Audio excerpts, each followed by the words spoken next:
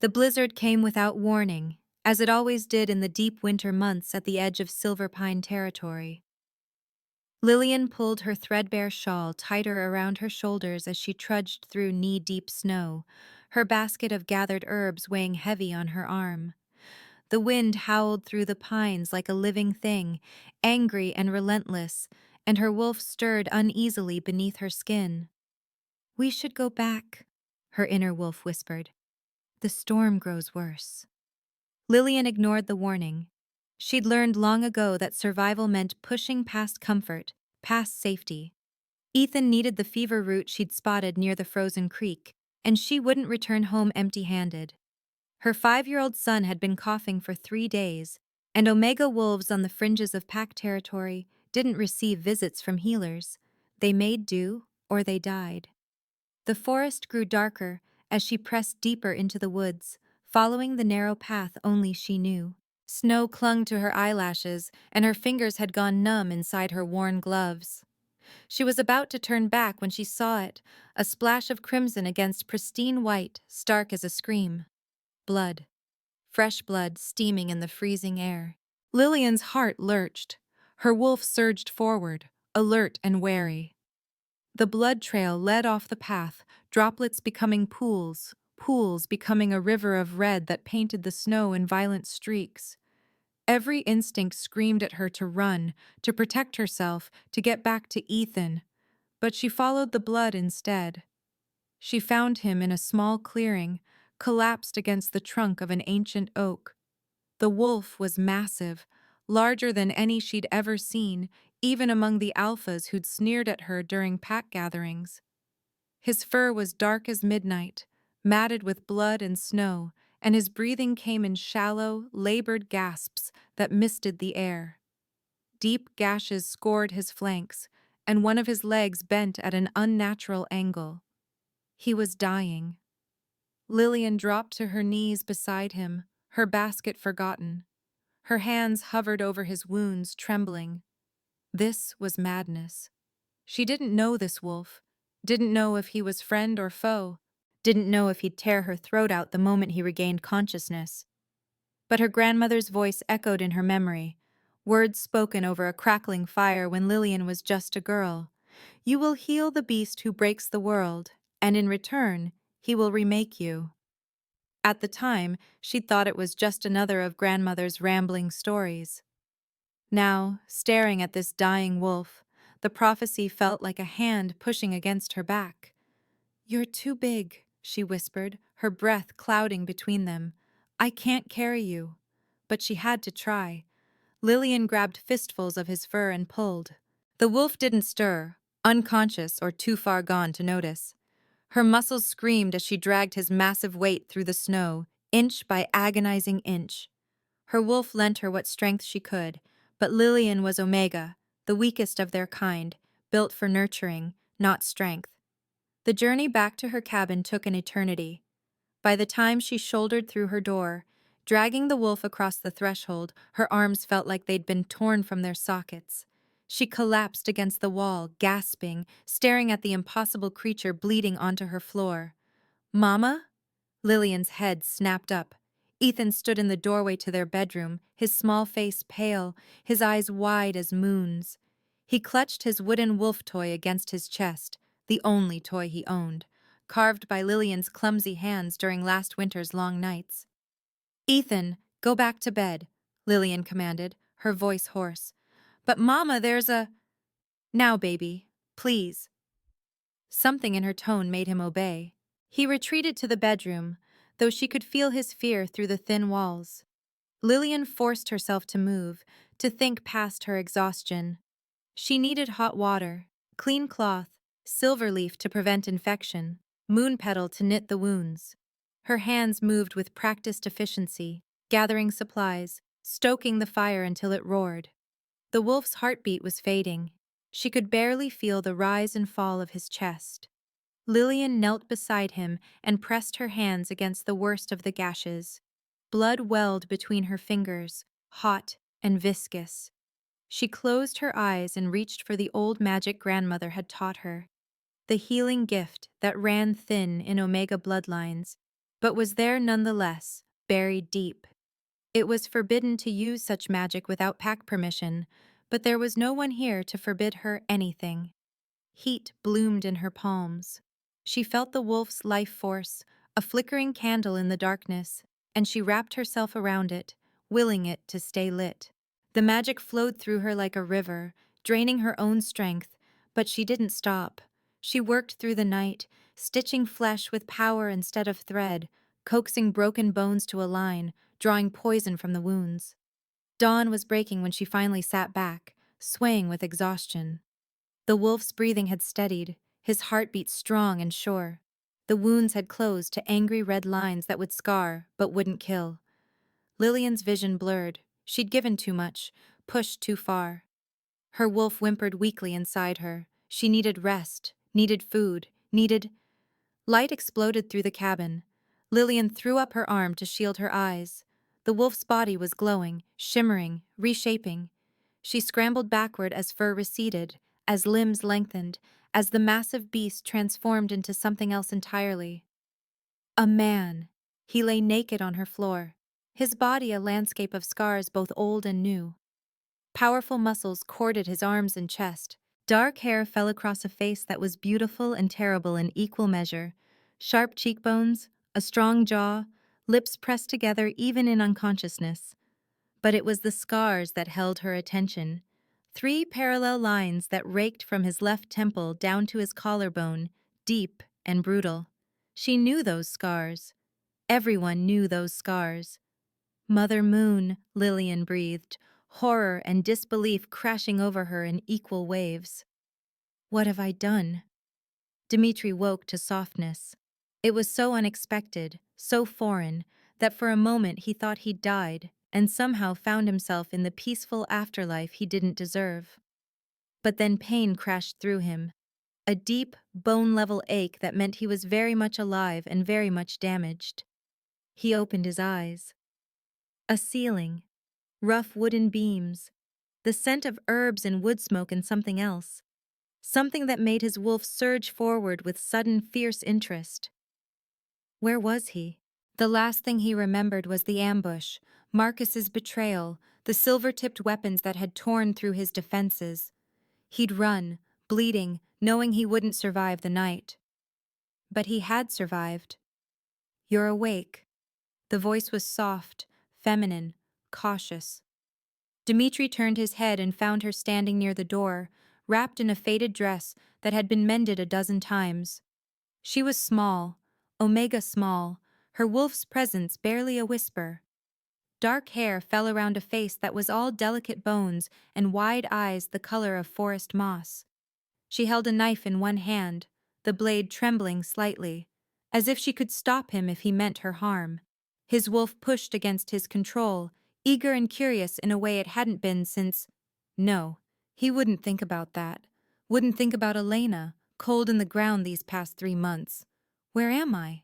Dimitri's voice came out rougher than he intended. My cabin, edge of Silverpine territory. She lifted her chin, trying to look brave despite the fear radiating from her. You were dying. I brought you here. You dragged me here? He glanced down at himself, at the blanket someone had draped over his nakedness, at the bandages wrapped around his ribs. Why? I don't know. The admission seemed to cost her. I should have left you. Any sane wolf would have left you. Yes, they would have. Dmitri pushed himself up to sitting, ignoring the protest of his healing muscles. The movement made the blanket slip, and he watched color bloom in her cheeks as she looked quickly away. You know who I am. It wasn't a question. Recognition had flashed in her eyes the moment he'd spoken. Dmitri Volkov, Alpha King of the Northern Packs. She swallowed hard. They say you've been missing for 3 months. They say your brother murdered your mate and tried to kill you. They say many things. Dmitri stood, wrapping the blanket around his waist. The cabin was tiny, one room with a small bedroom off to the side. Herbs hung drying from the rafters. A child's drawing was pinned to the wall. Stick figures of a woman and small boy. You live alone? I live with my son. Her grip tightened on the knife. He's 5. If you hurt him, You'll what? Dmitri took a step toward her, curious despite himself. His wolf was acting strange, pacing and whining, drawn to this small Omega in a way that felt like betrayal. Stab me with your kitchen knife? If I have to. Fire flashed in those moss-green eyes. I saved your life. The least you can do is leave us in peace. Peace. Dmitri laughed, the sound bitter. There is no peace, little Omega. Not for you, not now. The moment you touched me, the moment you used magic to heal me, you marked yourself. Anyone hunting me will find my scent all over this cabin, all over you. Horror dawned on her face. No, no, what's your name? Lillian. She breathed it like a confession. Lillian Thorne. Well, Lillian Thorne, you've made a terrible mistake. Dmitri moved to the window, peering through the frost-covered glass. The forest was quiet, but it wouldn't stay that way.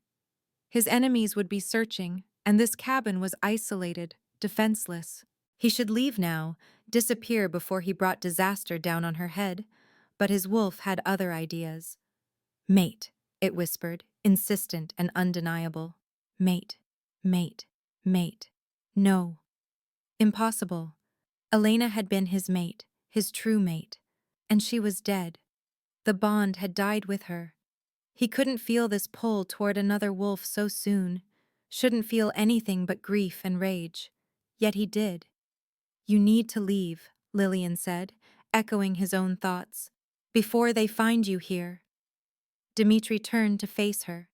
She was pressed against the far wall now, the knife still raised, and he could see her pulse fluttering in the hollow of her throat. His canines ached with the sudden, violent urge to mark that soft skin. He was going to tell her yes, going to walk out that door and never look back. Then his wolf's head snapped up, alert. Footsteps in the snow. Multiple sets, moving with military precision. Voices carrying through the cold morning air. Tracks lead this way. The Alpha King's scent. Check every cabin. Lillian's face went white. She looked at Dmitri, and he saw the war playing out behind her eyes. She could call out, turn him in, save herself and her son. It would be the smart choice, the safe choice. Instead, she made a decision that would change everything. The cellar, she hissed, grabbing his arm. Her hand was small against his skin, but her grip was iron. There's a hidden panel. Get in. Now. Why are you— Because I'm an idiot who can't let anything die, even Alpha Kings who'll probably get me killed. She shoved him toward a trapdoor he hadn't noticed in the corner. Move! Dmitri moved. The cellar was cramped and dark, filled with stored vegetables and the musty scent of earth. Lillian pressed a panel into place above him, just as heavy footsteps thundered onto the porch. Through the cracks, he watched her smooth her dress, hide the knife, and compose her face into a mask of innocent confusion. The door burst open. 3 wolves poured inside, all of them wearing the insignia of the Northern Territories. Enforcers. Marcus's enforcers now, Dmitri realized with cold fury. The lead wolf was a brute named Cade, someone who'd once sworn loyalty to Dmitri but had clearly changed allegiances. Well, well. Cade's eyes raked over Lillian with undisguised contempt. Little Omega, all alone out here. Have you seen anything unusual in the forest? A wounded wolf, perhaps? No. Lillian's voice was steady, calm. I've been here all night with my sick son. You smell like blood. Cade stepped closer, sniffing. And magic. What have you been doing? Healing herbs for my son's fever. She moved to the table, showing them her basket. I gathered them before the storm. Cade's gaze swept the cabin. Dmitri tensed, ready to fight his way out if discovered. His wounds weren't fully healed, but he'd take as many down with him as he could. Check the back room, Cade ordered. One of the enforcers disappeared into the bedroom. Dmitri heard a child's frightened whimper. Lillian's son. His wolf snarled protectively, another impossible reaction that he didn't have time to examine. There's just a pup, the enforcer called out. Sick, like she said. Cade's eyes narrowed. He took another step toward Lillian, close enough that she had to tilt her head back to meet his gaze. If we find out you're lying, Omega, it won't go well for you. The new Alpha has no patience for traitors. Marcus isn't my Alpha, Lillian said quietly. I'm Packless. Then you have no protection. Cade smiled, and it was a cruel thing. Remember that. He jerked his head toward the door, and the three enforcers filed out. Dmitri waited, counting heartbeats, until the footsteps faded into the distance and the forest fell silent once more. Only then did Lillian lift the panel. Her hands were shaking now, all her false courage evaporated. She looked down at him with those wide green eyes, and Dmitri saw fear there, yes, but something else too. Something that matched the impossible pull he felt toward her. They'll come back, she whispered. They'll keep searching. Yes. Dmitri climbed out of the cellar, and this time when he stood before her, he let himself really look, really see. His wolf was right.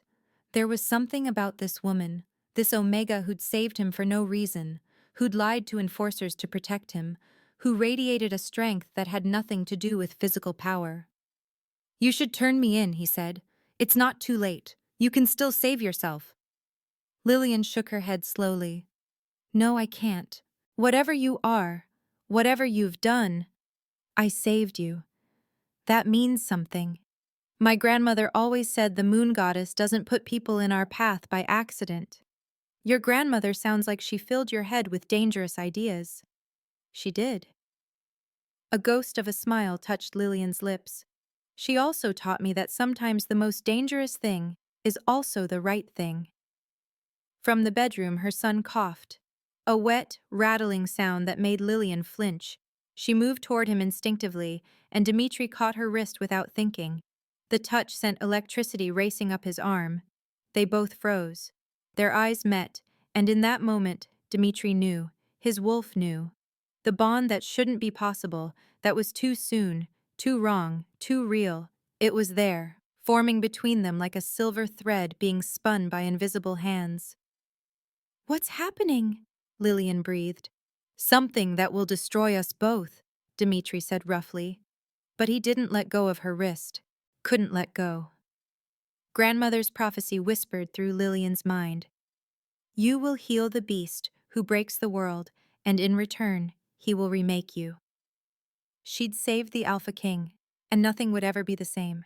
The days that followed the enforcer's visit settled into a rhythm that felt both dangerous and inevitable. Dmitri stayed, despite every rational voice in his head screaming at him to leave. His wounds healed faster than they should have. Lillian's magic had done more than just close the gashes.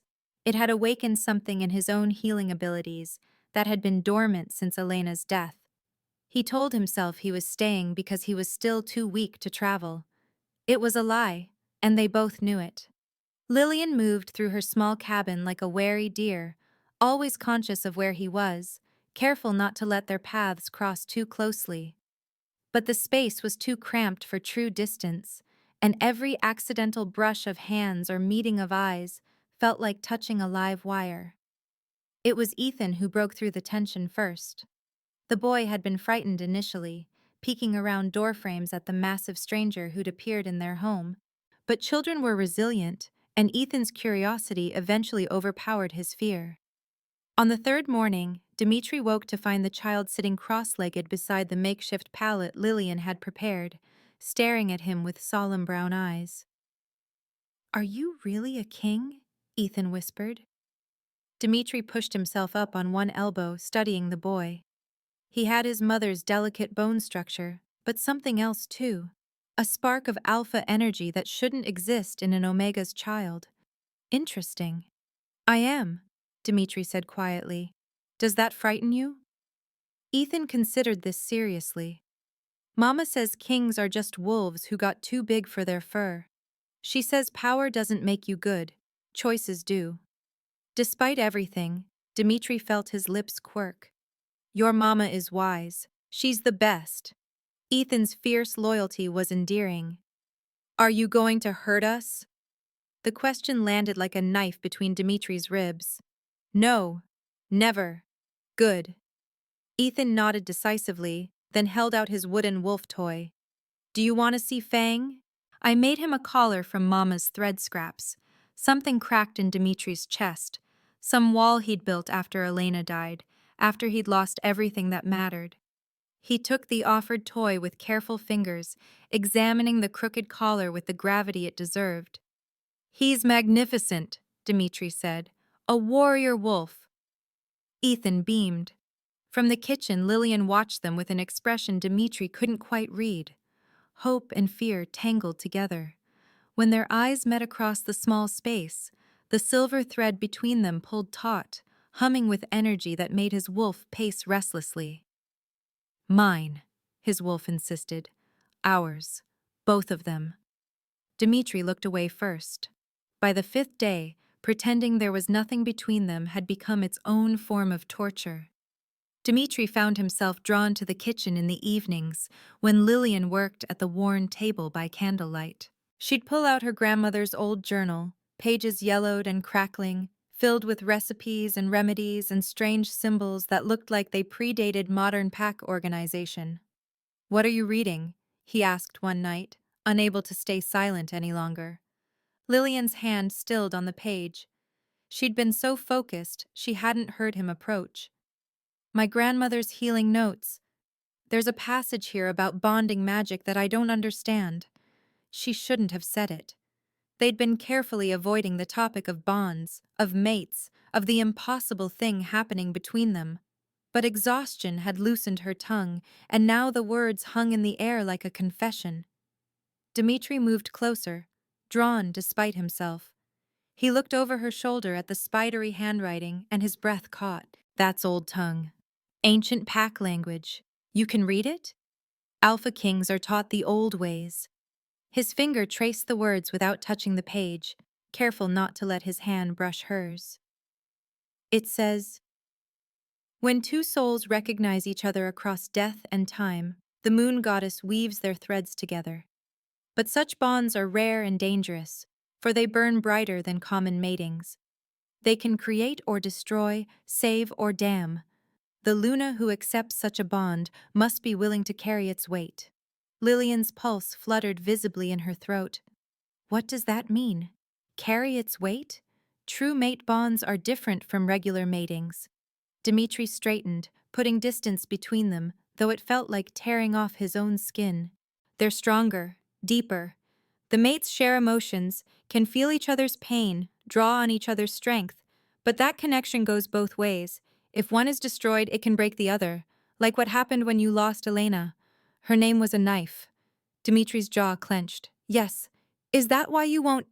Lillian trailed off, but her meaning was clear. I won't doom another woman to that fate. Dimitri's voice came out harsher than he intended. Elena died because of me, because I couldn't protect her from my brother's ambition. If I claim you, if we complete this bond, you become a target. Marcus will use you to destroy me, and I'm already a target. Lillian stood, facing him across the small kitchen.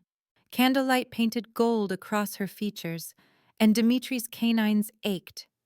The moment I saved you, the moment I lied to those enforcers, I chose a side. You can't protect me by pretending this isn't happening. I can protect you by leaving. But even as he said it, his feet stayed rooted to the floor. Then why don't you? Lillian took a step closer. Another. She was so small compared to him, the top of her head barely reaching his shoulder, but the courage in her eyes was immense. You're healed enough to travel. You could have left days ago. Why are you still here, Dimitri? Because he couldn't breathe properly when he thought about walking away from her. Because his wolf howled at the mere idea of leaving her unprotected. Because when she looked at him with those forest green eyes, he felt something he'd thought died with Elena. Hope. Because I'm weak, he said roughly. Because I'm selfish enough to want something I have no right to want. Or maybe, Lillian whispered, close enough now that he could feel her warmth, the moon goddess knows what she's doing. Dimitri's control shattered. His hand moved of its own accord, reaching for her, and the moment his fingers brushed the curve of her neck, lightning struck through them both. Lillian gasped. Dmitri groaned, his wolf surging forward with such force he nearly lost control of his human form. His canines extended, sharp and aching, and when Lillian tilted her head back, exposing the vulnerable line of her throat in unconscious submission, it took every ounce of his strength not to mark her right there. "This is what will happen," he gritted out, his voice more growl than words. His thumb traced the spot where his mark would go, just below her ear. "If I stay, if we keep doing this, I won't be able to stop myself. The bond will complete whether we want it to or not. Maybe I don't want you to stop." Lillian's words were breathless but steady. Her hand came up to cover his, holding it against her neck. "Maybe I'm tired of being afraid, of hiding, of being told I'm not strong enough or worthy enough. You look at me like I'm—" "Everything," Dmitri finished. "I look at you like you're everything, because that's what my wolf believes you are. And you?" Her eyes searched his. "What do you believe? That he was damned? That he was blessed? That this small Omega with her healing hands and fierce heart had somehow become the axis on which his entire world turned?" "I believe," Dmitri said slowly, "that you're going to destroy me. Or save you. Perhaps both." They stood frozen in that moment, teetering on the edge of something irreversible. Dmitri could feel Lillian's pulse beneath his palm, could smell the sweet scent of her arousal mixing with his own, could sense his mark trying to burn itself into her skin even without his conscious permission. From the bedroom, Ethan coughed, a reminder of reality, of responsibilities, of all the reasons this was impossible. Dmitri dropped his hand and stepped back. The loss of contact felt like amputation. "We can't," he said, though the words tasted like ash. "I know." Lillian wrapped her arms around herself, and Dmitri hated that he couldn't be the one holding her. "But you're not leaving either, are you?" No. It was surrender and confession in one word. Not yet.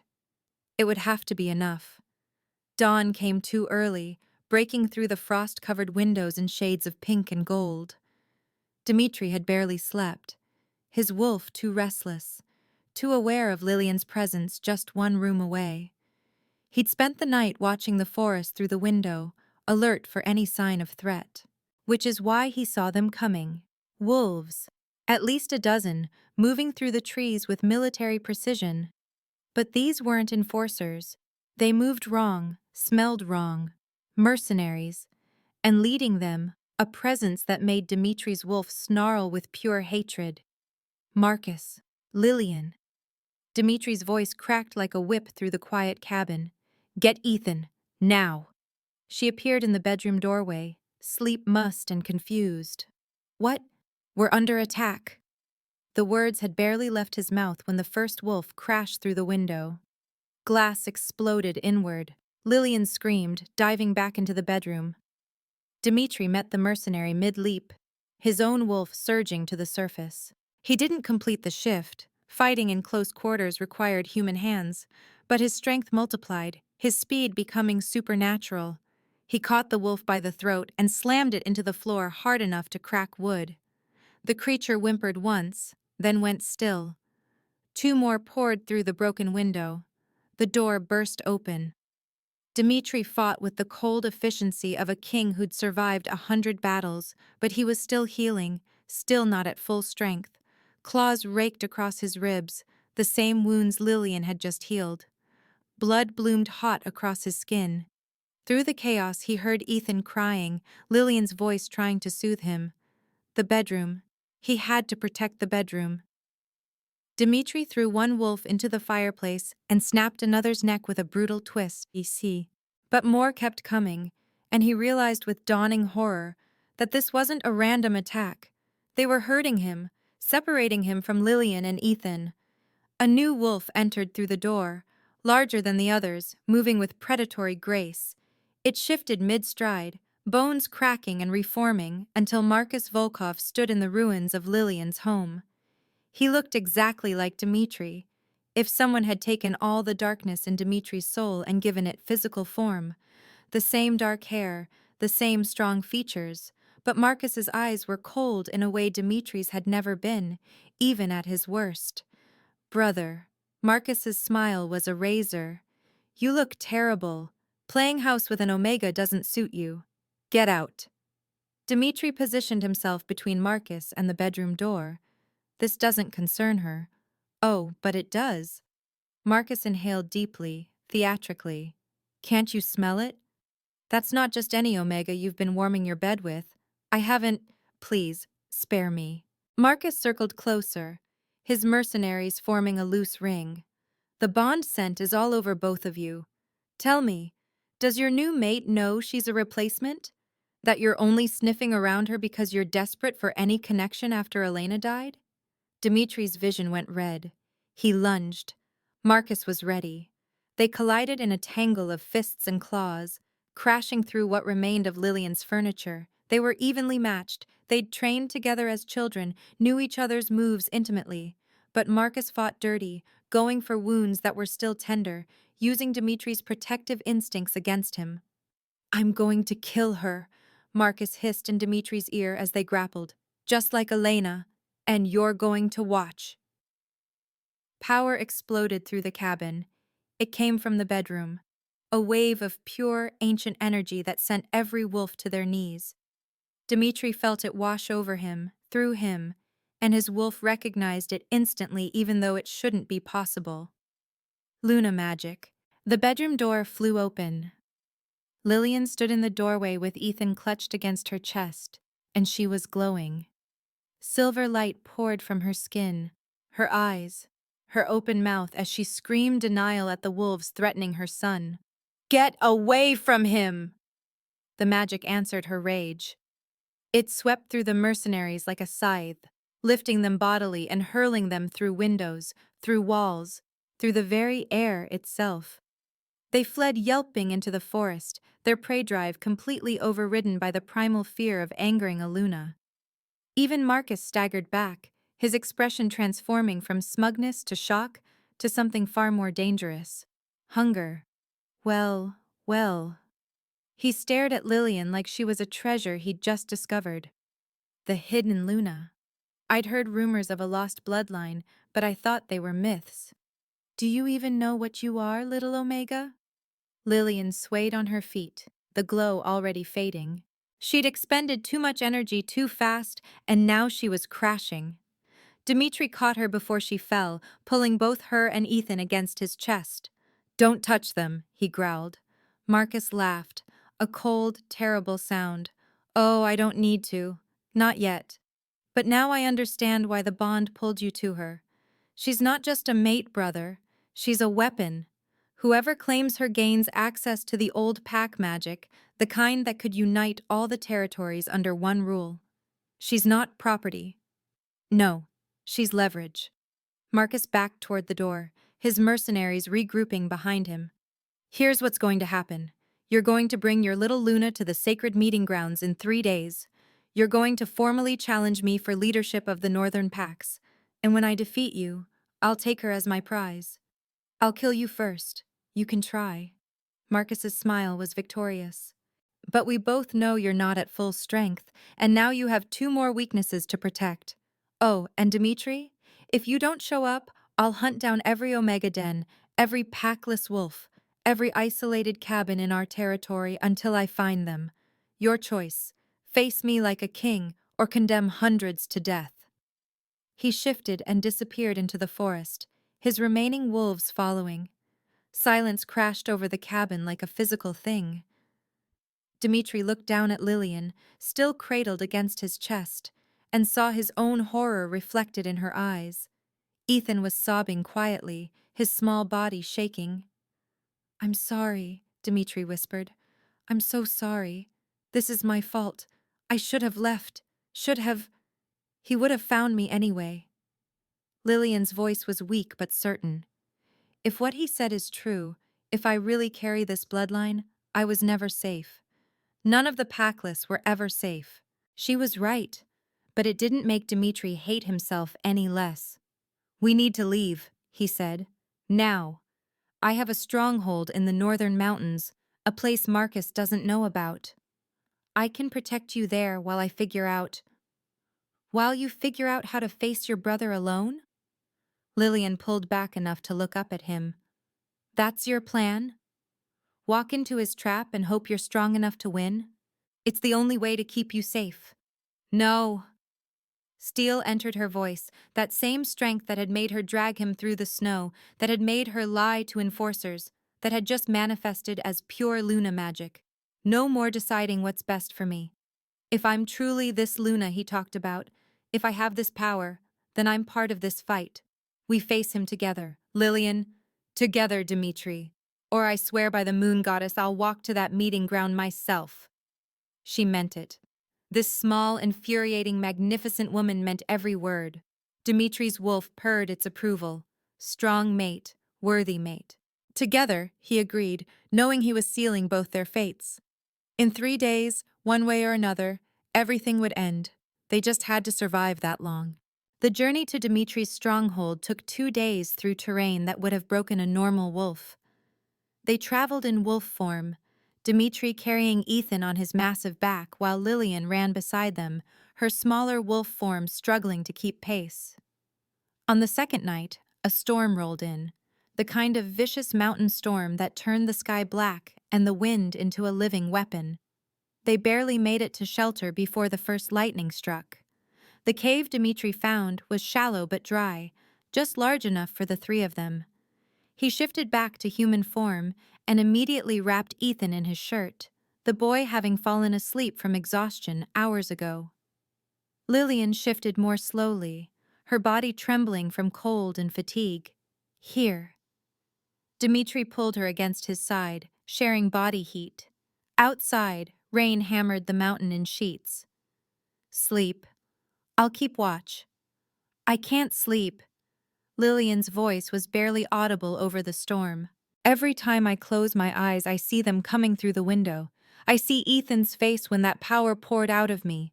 I don't even know what I did, Dimitri. How can I control something I don't understand? The same way you controlled your healing magic, instinct and necessity. His arm tightened around her.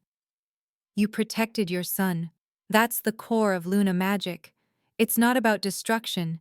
It's about fierce love. About the will to shield those who belong to you. How do you know? Because my mother was Luna before she died. The words came hard. Dimitri rarely spoke of his mother. She was the last one of the true bloodline, or so we thought. When she passed, the old magic faded. The pacts became fractured, violent. My father spent his reign trying to hold everything together through fear alone. Lillian shifted to look up at him. Is that why Marcus wants me? To access that unifying magic? Partly, but also because whoever stands beside a true Luna automatically gains legitimacy. The Pax would have to acknowledge him as rightful Alpha King. Dimitri's jaw clenched. I won't let that happen. I won't let him use you. What about you? Lillian asked softly. Are you using me too? The question should have offended him. Instead, it made him respect her more. If I claimed you, if we completed the mate bond, yes, your power would strengthen mine. That's how true mate bonds work. But Lillian, he turned so they were face to face, careful not to disturb the sleeping child between them. I don't want you for your magic. My wolf chose you before we knew what you carried. He chose you when you were just an omega dragging a dying beast through the snow. Why? Her hand came up to rest against his chest, over his heart. Why me? I don't know. Dimitri covered her hand with his. Elena and I were arranged mates. We grew to love each other, and the bond was real, but it wasn't this. With you, it's like my wolf has been sleeping for 3 months and suddenly woke up. Like I've been in winter and you're spring. That's beautiful. It's terrifying. His thumb stroked over her knuckles. I failed Elena. I couldn't protect her when Marcus struck. How can I promise to protect you when I've already proven I'm not strong enough? Elena's death wasn't your fault. I was Alpha King. Everything is my fault. That's not how fault works. Lillian's voice was gentle but firm. You're not a god, Dimitri. You're just a wolf doing his best in an impossible situation. And maybe Elena would want you to live again, to love again. Maybe holding on to grief isn't the tribute you think it is. You didn't know her. No, but I know what it's like to love someone. Lillian glanced at Ethan, sleeping peacefully despite everything. His father, the alpha who rejected us. I thought I loved him. He was beautiful and charming, and he made me feel special for exactly as long as it took to get what he wanted. When I told him I was pregnant, he laughed, called me delusional for thinking an alpha would mate an omega. Anger spiked through Dimitri, hot and protective. Tell me his name. Why? So you can kill him? A sad smile touched her lips. He's not worth it. But here's what I learned. Real love isn't about the person you think you're supposed to be with.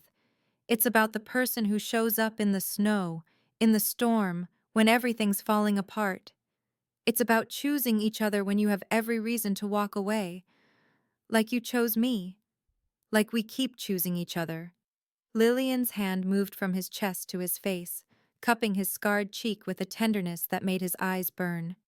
You're not the beast who breaks the world, Dimitri. You're the man who plays with wooden wolves and fights impossible battles and looks at me like I matter. You do matter. The words came out rough. You matter so much it scares me. Good. Lillian's smile was stronger now. Maybe we should both be a little scared.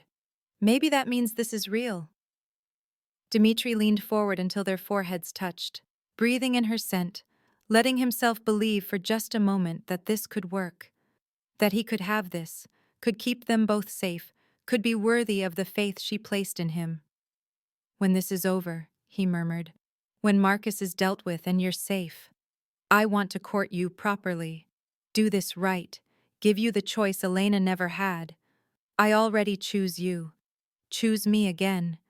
When you're not running for your life, when I'm not the only option. He pulled back to meet her eyes. Promise me. I promise. Lillian sealed it with a kiss to his scarred temple, light as a butterfly, heavy as a vow. They held each other as the storm raged outside, neither sleeping, both knowing these moments of peace were numbered. In 3 days, they would face Marcus at the sacred meeting grounds. One way or another, the story would end where it began, with blood in the snow and choices that would reshape the world. The stronghold appeared on the 3rd day, rising from the mountain stone like it had grown there, all gray granite and iron gates, built to withstand sieges that hadn't come for centuries. Lillian's breath caught as they approached. She'd never seen anything so massive, so deliberately imposing. This was power made manifest in architecture. Dimitri's warriors met them at the gate, 20 wolves in human form, armed and battle-ready. They dropped to one knee when they saw their Alpha King, but Lillian saw their eyes flicker to her with curiosity and something harder to name. Suspicion, perhaps, or calculation. My lord, the captain, a scarred veteran named Gregor, kept his gaze downcast. The council has been restless in your absence. The council can wait. Dimitri's voice carried the weight of command. Prepare chambers for Lillian and her son. Post guards. No one enters without my permission. My lord, the council has demanded. I don't care what they've demanded. Dimitri's eyes flashed gold. These wolves are under my personal protection. Anyone who touches them answers to me. Gregor's jaw tightened, but he nodded. They were led through corridors of stone, past tapestries depicting ancient battles and great hunts, until they reached a suite of rooms that was larger than Lillian's entire cabin. Ethan gasped at the massive bed, the fireplace big enough to stand in, the windows overlooking mountain peaks that touched the sky. Rest, Dimitri said quietly, his hand lingering on Lillian's arm. I need to deal with the council, but I'll return before nightfall. Dimitri. Lillian caught his wrist. Through their incomplete bond, she felt his tension, his anger simmering beneath the surface. Be careful. I don't trust them. Neither do I. He lifted her hand to his lips, pressing a kiss to her knuckles that sent heat racing up her arm. But they're about to learn that their Alpha King has returned, and I'm done playing politics. He left, and the door closed with a finality that made Lillian's wolf whine. The council chambers were exactly as Dmitri remembered. Cold stone, high ceilings, a semicircle of chairs occupied by the 7 elders who'd advised his father and now believed they could control him. They looked up as he entered, their expressions ranging from relief to poorly concealed hostility. Alpha King. Elder Thomas, the eldest and most traditional, stood slowly. 3 months you've been gone. 3 months of chaos while Marcus spread lies about your death and tried to claim your throne. Yet here I stand. Dmitri moved to the center of the room, deliberately not taking the Alpha's chair. Let them come to him. Where is my brother? Fled to the Bloodstone Valley with his mercenaries when word of your survival reached him. Elder Kara, one of the few Dmitri trusted, leaned forward. But that's not our most pressing concern. You brought an Omega into our stronghold. An Omega with a child. I brought my mate. Silence crashed through the chamber. Impossible. Elder Thomas's face reddened. Elena has been dead only 3 months. The mate bond doesn't reform that quickly. Unless it's a true mate bond. Dimitri's voice was ice, which you, in all your wisdom, should recognize. Lillian carries the Luna bloodline. The old magic has awakened in her. That caused an uproar. The elders spoke over each other, some excited, others outraged. Elder Marcus, no relation to Dimitri's brother, slammed his hand on the chair arm. Even if this is true, she's packless. An Omega who's born a child outside of mating bonds. The shame of it. The shame, Dmitri interrupted, his wolf bleeding into his voice until it echoed with double resonance, is that our packs abandoned her, that we let wolves like her suffer on the fringes while we sat in our strongholds debating tradition. She survived alone, raised a child alone, and still had the strength to save a dying Alpha King. She has more honor than anyone in this room. You're thinking with your wolf, not your head. Elder Thomas stood, his power rising to challenge Dimitri's. This is exactly what Marcus wants, for you to be distracted by a pretty face while he consolidates power. We need you focused on the coming war, not playing house with an Omega and her bastard. Dmitri moved faster than thought. One moment he was across the room, the next he had Elder Thomas lifted by the throat, slammed against the stone wall. His canines extended fully, his eyes burning gold. Call her son that again, Dmitri whispered, and I'll tear your throat out, council member or not. He released the elder and stepped back, forcing his wolf to recede. The room had gone deathly silent. Every elder now understood. This wasn't the grieving, half-broken Alpha King who'd left 3 months ago. This was something more dangerous. Here's what's going to happen, Dmitri said calmly. Lillian and Ethan will remain here under my protection. You will address her with respect, or you won't address her at all. And when Marcus makes his move, which he will, she fights beside me. That's not a request. The council must approve. The council, Dmitri interrupted, serves at my pleasure, not the other way around. My father forgot that. I won't. He left them sputtering behind him, his wolf satisfied by the display of dominance, but uneasy about what he'd felt through the bond. A spike of fear from Lillian that hadn't faded. Dmitri ran. He found his chambers guarded by Gregor and 2 others, all of whom looked uncomfortable. What happened? Dmitri demanded. The council sent summons for the Omega. Gregor wouldn't meet his eyes, said she needed to present herself for judgment. She refused. They were not pleased. Dmitri shoved past them into the rooms. Lillian stood by the window with Ethan tucked behind her, her body rigid with tension. Relief flooded her face when she saw him. They want to separate us. Her voice shook slightly. They said I was a corrupting influence, that you were compromised. Dmitri, they tried to take Ethan. No one is taking anyone. Dmitri crossed to her, framing her face with his hands. I won't let them. I swear it. You can't fight the entire council. Watch me. Through the bond, he felt her fear transforming into something else. Hope. Fierce and fragile. She leaned into his touch, and Dmitri had to fight the urge to mark her right there, to complete the bond and damn the consequences. A commotion outside made them both freeze. Shouting, the clash of weapons, Gregor's voice raised in challenge. Dmitri moved to the door just as it burst open. Marcus stood in the corridor, flanked by wolves Dmitri didn't recognize. His brother smiled that terrible smile. Hello, brother. Miss me? Dimitri's warriors poured into the corridor behind Marcus, weapons drawn. It should have been a standoff. Instead, Marcus laughed. I'm not here to fight. Not yet. He held up his hands in mock surrender. I'm here to deliver a message and a gift. He stepped aside, and two of his wolves dragged forward a small figure. Dimitri's blood turned to ice. Ethan. But Ethan was behind Lillian. He'd just seen... Dmitri turned. The space behind Lillian was empty. What he'd seen had been a glamour, a trick of magic that was already fading. Behind him, Lillian made a sound like a wounded animal. When did you... Dmitri started. While you were busy posturing for the council. Marcus's smile widened. My wolves have been in your stronghold for weeks, Dmitri. You've been so distracted by your new mate, you didn't even notice. Ethan was crying silently, terror written across his small face. Lillian started forward, but Dmitri caught her arm. What do you want? Dimitri's voice was deadly calm. A challenge. You and me, Bloodstone Valley. Tomorrow at dawn. Bring your mate if you want. When I win, I take your throne, your territory, and her.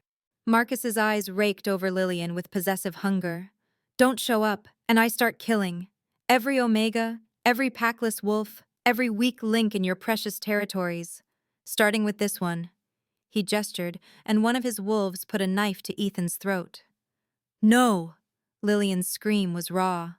I'll be there, Dmitri said through clenched teeth. Good. Marcus signaled his wolves. They withdrew, dragging Ethan with them. The boy reached for Lillian, crying for his mother, and the sound would haunt Dmitri for the rest of his life. Then they were gone. Lillian collapsed. Dmitri caught her, holding her as sobs tore through her body. Through the bond, he felt her anguish like knives in his chest, felt her terror for her son mixing with rage at her own helplessness. I'll get him back, Dmitri promised into her hair. I swear it, Lillian. I'll get him back. But even as he said it, he knew the terrible choice ahead. Marcus had made sure of it. Dmitri couldn't be in two places at once. If he went to Bloodstone Valley for the challenge, he left Lillian vulnerable to the council who'd already tried to take her. If he stayed to protect her, Marcus would kill Ethan and start a massacre. There was no winning move, unless he trusted someone else to protect what mattered most. Dmitri pulled back to look at Lillian, his decision crystallizing. I have to go to Bloodstone Valley. Marcus won't hurt Ethan before the challenge. The boy's only leverage if he's alive. But you can't stay here alone. I'm coming with you. No. He gripped her shoulders. The council will try to banish you the moment I leave. But Lillian... He waited until her eyes met his. I felt what you did at the cabin. That power. Can you do it again? I don't know how I did it the first time. Then you need to learn. Fast. He cupped her face, letting everything he felt pour through the incomplete bond. Love, faith, desperation. I can't protect you and save Ethan and defeat Marcus all at once, but I don't have to. You're not helpless. You never were. What are you saying? I'm saying stop letting them convince you that Omega means weak. You dragged an Alpha King through a blizzard. You stood up to enforcers. You manifested Luna magic out of pure will to protect your son. Dmitri pressed his forehead to hers. You're the strongest wolf I know, so I'm going to trust you to protect yourself while I get Ethan back. Can you do that? Through the bond, He felt her terror shifting, transforming into something harder, more certain. Yes, Lillian whispered. But Dmitri, come back to us. Please. Always. He kissed her then, deep and claiming, pouring everything he couldn't say into the contact. When they broke apart, his canines had extended, aching to mark her, but he forced them to recede. Not yet. First, he had a brother to face and a boy to save. Dmitri called his most trusted warriors, Gregor, Kara, Thomas the Young. He gave them orders to watch the stronghold, to guard Lillian with their lives, to be ready for anything. Then he walked out into the night, heading for Bloodstone Valley and whatever trap Marcus had prepared. Behind him, in the stronghold's chambers, Lillian felt him go through the bond. She was alone now, truly alone, with only the sleeping guards outside and the council's hostility pressing down from above. She closed her eyes and reached for that power she'd felt before, that silver fire that had poured through her when Ethan was threatened. It was still there, dormant but waiting. Her grandmother's voice echoed in memory. You will heal the beast who breaks the world, and in return, he will remake you. She'd healed Dmitri. Now it was time to let him remake her into what she was always meant to be. A Luna. Not because an alpha claimed her, but because she claimed herself. The real story was just beginning,